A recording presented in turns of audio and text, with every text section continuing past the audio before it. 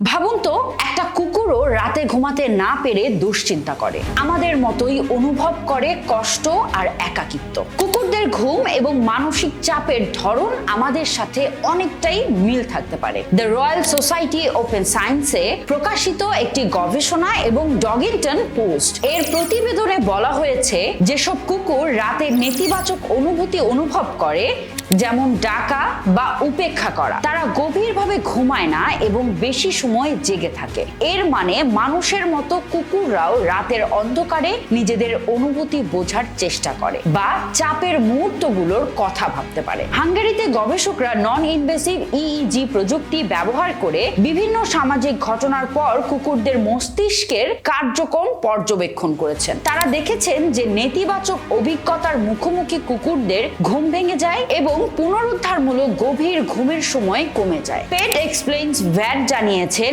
এই আচরণ কুকুরদের মানসিক জটিলতার প্রতিফলন, যারা উদ্বেগ, দুশ্চিন্তা ও দুঃখ অনুভব করতে সক্ষম, বিশেষ করে কষ্টকর দিনের পর। যদিও কুকুররা মানুষের মতো বিমূর্ত চিন্তা করতে পারে না, তবুও তাদের মস্তিষ্ক আবেগজনিত চাপের প্রতি প্রক্রিয়া দেখায়, যা ঘুমকে প্রভাবিত করে। এই গবেষণা আমাদের মনে করিয়ে দেয় যে কুকুরদের জন্য মানসিক যত্ন কতটা গুরুত্বপূর্ণ।